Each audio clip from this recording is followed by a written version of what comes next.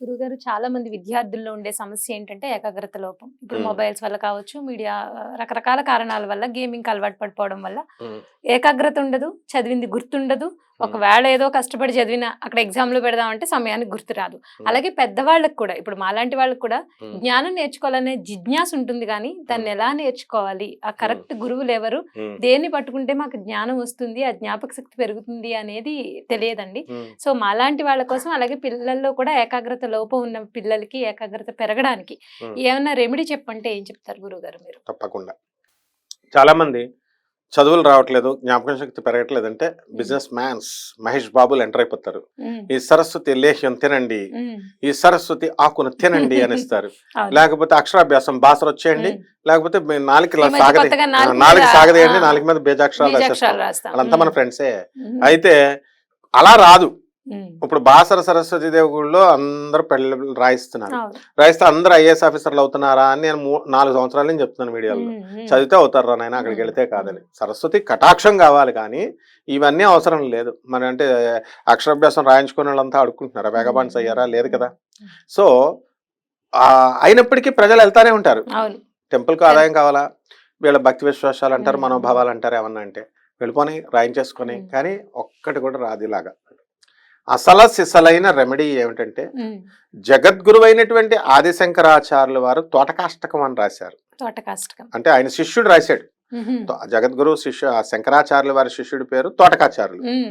ఆ తోటకాచార్యుల వారు జగద్గురు అయినటువంటి ఆదిశంకరాచార్యులు తన గురువును స్తుతిస్తూ ఎంతో ప్రేమతో ఎంతో ఆనందంగా స్తుతిస్తాడు. దాని హ్మ్. పేరే తోటక అష్టకం. తోటకాష్టకం అంటాం. హ్మ్. అది ఎలా అంటే ఇప్పుడు జగద్గురు అయినటువంటి ఆదిశంకరాచార్యుల దగ్గర మెళికలైనటువంటి సూపర్ స్టూడెంట్స్ ఉండేవారు.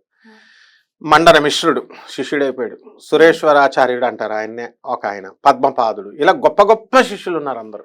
ఒక హ్మ్.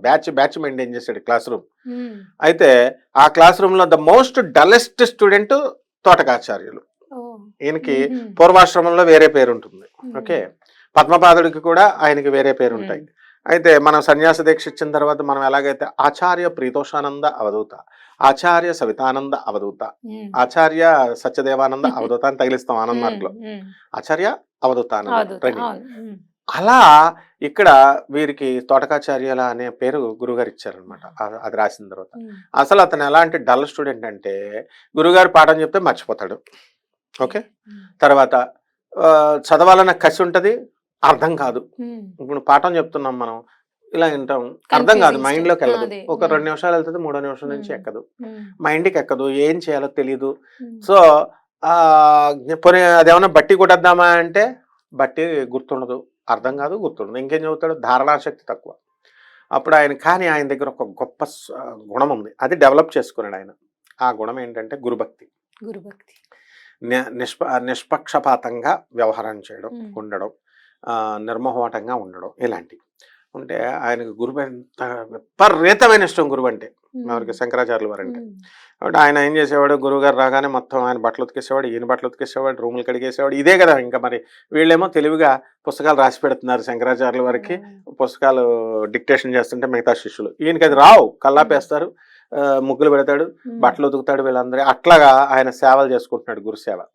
అయితే ఆయన మనసులో మాత్రం దృఢంగా ఉంటుంది. ఏమిటంటే నేను ఏమైనా సరే గురువుగారి ఆశ్రమానికి సేవ చేయాలా. గురువుగారి మిషన్ అంటే గురువుగారి యొక్క ఉద్దేశ్యాలకి, గురువుగారి యొక్క దాన్నేమంటారు ఆశయాలకి హ్మ్. ముందుకు తీసుకెళ్ళాలా. నా హ్మ్. గురువంటే ఇష్టం, నా గురువంటే ఇష్టం అంటే సరిపోదు. హ్మ్. గురువుగారి ఆశయాలు ముందుకు ఆశయాన్ని. తీసుకెళ్ళాలి. అవును. హ్మ్. దాంతో ఏం జరిగింది, అప్పుడు ఈయన్ని తీసుకొస్తారు.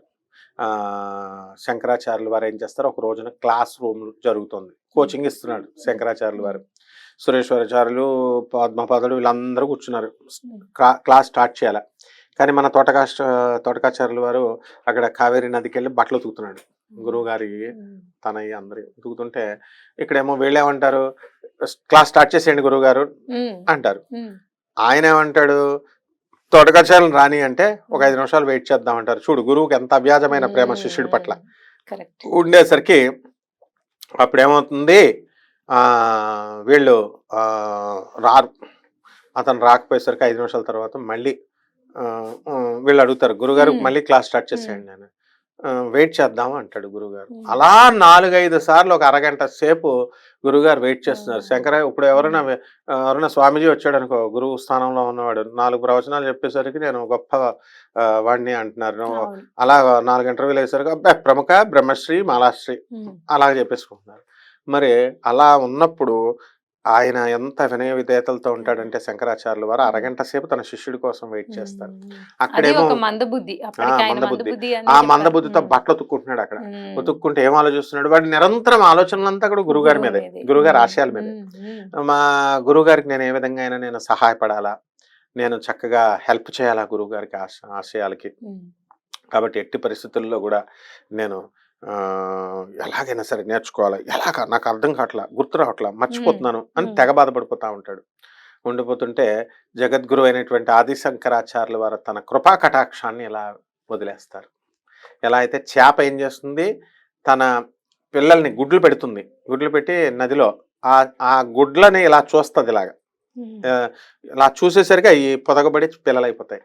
గురువు యొక్క దృష్టి ఉండాలి, కృపా దృష్టి. అప్పుడు చేప పిల్లలు పొదగబడ్డాయి. తర్వాత కోడి ఏం చేస్తుంది, పిల్లల్ని గుడ్లు పెట్టి ఇలా ముట్టుకుంటుంది, పడుకొని ఉంటుంది, స్పర్శ. గురువు పాదాలకు అందుకే నమస్కారం పెడతాం. ఇప్పుడు పెద్ద బిల్డప్లు నమస్కారాలు పెడుతున్నారు. అరకుర పంతులు గారులు, ప్రవచనగారులు ఎక్కువైపోయి, జ్యోతిష్కులు ఎక్కువైపోయి, గురుగారు కాళ్ళు ముట్టుకోవద్దు, ఆయన పాపాలు నీకు ట్రాన్స్ఫర్ అయిపోతాయి, లేకపోతే నీ పాపాలు ఆయనకి ట్రాన్స్ఫర్ అయిపోతాయని పీఠాధిపతులు ఉన్నారనుకో, వాళ్ళు బిల్డప్లు ఇవ్వకపోతే ఎవరు రారు, వాళ్ళు ఎవరైనా కావచ్చు. కాబట్టి వాళ్ళు మమ్మల్ని ముట్టుకోవద్దు, మీ పాపాలు మాకు వస్తాయి అని త్రిదండాలు పెట్టుకుని ఉంటారనమాట అందరూ.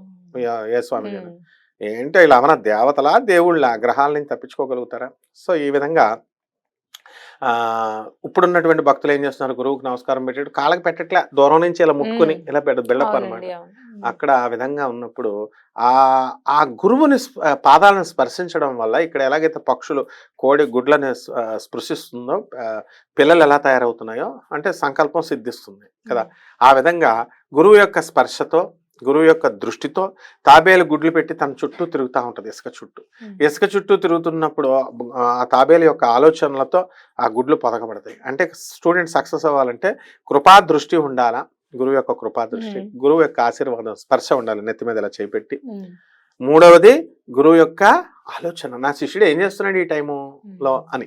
ఈ 3 వాడి గురువు గారికి ఉన్నాయి, ఆదిశంకరాచార్యుల వారికి ఉన్నాయి, తోటకాచార్యుడి పైన ఉన్నాయి. దాంతో తోటకాచార్య నేను నీకు జ్ఞానాన్ని ప్రసాదిస్తున్నాను అంటారు ఆదిశంకరుడు. అంతే, వాడు మహాపండితుడు అయిపోయాడు. క్లాస్ రూమ్ స్టార్ట్ అవుతుంది, క్లాస్ స్టార్ట్ అవుతుంది అని పిలుస్తారు. అమ్మో నా గురువు గారు పిలుస్తున్నారని చెప్పి గబగబ వచ్చేస్తాడు ఆయన. వచ్చేసి ఆ రూమ్ లో రావడమే శంకరాచార్యుల వారిని చూసి ఇక పాడతాడనమాట. అదే తోటకాష్టకం. ఈ స్తోత్రాన్ని ఎవరైతే చదువుకుంటారో, ఈ జగద్గురు అయినటువంటి ఆదిశంకరాచార్యుల మీద, పాదపద్మాల మీద తోటకాచార్యుడికి ఏ విధంగా ఉన్నాయో, మరి ఆదిశంకరుల పైన మనకంత భక్తి ఉండాలి, మన టీచర్ల మీద అంతగా భక్తి ఉండాలి, మన గురువుల మీద, ఆ పాదాల మీద అంత భక్తి ఉన్నవాడికి ఖచ్చితంగా వీళ్ళకి ఏమవుతుందండి, మామూలుగా జ్ఞానం వచ్చేస్తుంది, విద్య వచ్చేస్తుంది, అది వచ్చేస్తుంది. ఇది ముఖ్యం. అంతేగాని మేక నమిలినట్టు ఎన్ని సరస్వతి ఆకులు నమిలిన, అలా తర్వాత సరస్వతి లేహ్యాలు ఎన్ని పేస్టులు కాల్గేట్ పేస్టులు తినేస్తాం చిన్నప్పుడు, అలా లేహ్యాలు ఎన్ని తినేసినా ఏమి రామమ్మ, ఒక్క గురు కృప వల్లే వస్తుంది. గురువు యందు నిష్పక్షపాతంగా, నిస్వార్థంగా శిష్యుడు సేవ చేస్తే అప్పుడు మనకి వస్తుంది. ఇది the best and the only remedy అన్నమాట. ఇంతకు మించి ఇంకొకటి లేదమ్మా. అయితే తోటకాష్టకం చదివేటప్పుడు ఏమన్నా నియమాలు పాటించాలా అండి? ఏమీ అవసరం ఉండదు, స్నానం కూడా అవసరం లేదు, స్నానం కూడా చేయక్కర్లా. అసలు భక్తితో తోటకాష్టకం యూట్యూబ్ లో అప్పుడు కాలాల్లో యూట్యూబ్లు ఉండే కదా, ఇప్పుడు తోటకాష్టకం నొక్కడం వినడం చాలు. ముఖం కడుక్కొని చక్కగా, ఇప్పుడు మేము ఆనంద్ మార్గ్ లో మెడిటేషన్ గురువు గారిది ఎలా చేస్తాము, పొద్దున పాంచజన్య శంఖాన్ని పూరిస్తాం. కృష్ణుడు శంఖాన్ని 5 గంటలకు పూరిస్తాడు. అప్పుడు లేచినప్పుడు ప్రభాత్ రంజన్ సర్కార్ అంటే ఆయన ఎవరు, ఆనందమూర్తి గురువు గారు, ఆనంద మార్గ ప్రపౌండర్. తెల్లవారుజాను 5 గంటలకు లేచి మీరు స్నానం చేయండి, మీరు అంటే ఈ టైం అంతా స్నానం చేయడానికి బాత్రూమ్లకే సరిపోద్ది కాబట్టి అవి ఏం చెప్పరు ఆయన. నీళ్లు ముఖంలో వేసుకొని పుక్కిలించేయాలి, అతి వేసుకొని వచ్చి మెడిటేషన్ లో కూర్చుంటాం. అఖండ మండలాకారం వ్యాప్తం ఏన చరాచరం తత్పదం దర్శితం ఏన తస్మై శ్రీ గురవే నమః. అజ్ఞానతిమిరాంధస్య జ్ఞానాంజనశలాకయా చక్షురున్మీలితం యేన తస్మై శ్రీ గురవే నమః. గురుర్బ్రహ్మా గురుర్విష్ణు గురుర్దేవో మహేశ్వర గురురేవ పరమ బ్రహ్మ తస్మై శ్రీ గురవే నమః. ఇక్కడ గురు సాక్షాత్ అనలేదు, గురు రేవ అన్నాం. అంటే ఇంకా సాక్షాత్ కంటే కూడా గురువుకి దగ్గరగా ఉండదాన్ని గురు రేవ అంటాం. అందువల్ల ఇలా మేము గురువు ధ్యానం చేసుకుంటాం, ఇదే మెడిటేషన్. అంతేగాని నీకు ఇక్కడ ఆజ్ఞాచక్రం వచ్చేస్తుంది, కదిలిపోతుంది, నాకు ఆజ్ఞాచక్రం యాక్టివేట్ అయిపోయింది, ఇక్కడ నాకు జ్యోతి కనబడిపోతుంది, దేవుడు కనబడిపోతున్నాడు, కృష్ణుడు కనబడిపోతున్నాడు, ఎవరికి ఏం కనబడ్డు. ఆ తర్వాత కొండలిని శక్తి అంట మూలాధార చక్రం ఒకటే యాక్టివేట్ అవడు. సాక్షాత్తు శ్రీకృష్ణుడికే మూలాధార చక్రం నుంచి ఆజ్ఞా చక్రానికి రావడానికి రాధమ్మను కాపలా పెట్టుకొని అక్కడ చేస్తే అప్పుడు వచ్చింది ఆయనకి. ఈ వీళ్ళకంట చక్రాలన్నీ యాక్టివేట్ అయిపోతున్నాయంట, భూత భవిష్యత్ వర్తమాన కాలాలు కనబడిపోతున్నాయంట, దేవుళ్ళకి కనబడిపోతున్నారంట, వీళ్ళకి ఏకంగా శరీర స్పృహ మర్చిపోతున్నారంట. వీళ్ళంతా రామకృష్ణ పరమహంసలు మరి శరీర స్పృహలు వెళ్ళిపోయి ఒక్క తన్నులు అంతాడు రామకృష్ణ పరమహంస ఎవరిని, వివేకానందుని. అప్పుడు సమాధి స్థితికి వెళ్తాడు. తోతాపురి ఇలాగ ఆజ్ఞాచక్రాన్ని అలా పట్టుకుంటూ ముట్టుకుంటే రామకృష్ణ పరమహంస అప్పుడు సమాధికి వెళ్తాడు. వీళ్ళందరూ సమాధులకు వెళ్ళిపోతారట. అందువల్ల ఇలాంటి భేషజాలకు వెళ్ళకుండా చక్కగా చేసుకుంటే బ్రహ్మాండంగా గురువు కటాక్షం వల్ల గురు కృప వల్ల వస్తుందమ్మా. జ్ఞానం ఏమిటి, జ్ఞాపకం శక్తి ఏంటి, నీవు మహాపండితురాలు అయిపోతావు అనమాట. అందులో ఇంకా జ్ఞాన జిజ్ఞాస నీకుంది, జ్ఞానవంతురాలు అయిపోవాలనుకుంటున్నావు. ఏ మానవ గురువు నిన్ను చేయలేడు అనమాట. మానవ గురువుడు కేవలం లెసన్స్ చెప్పగలం, నువ్వు 1% ఇన్స్పైర్ అవుతావు మా స్పీచెస్ వల్ల, 99% నువ్వు కష్టపడాలా, అప్పుడే శంకరాచార్య కృప వస్తుంది.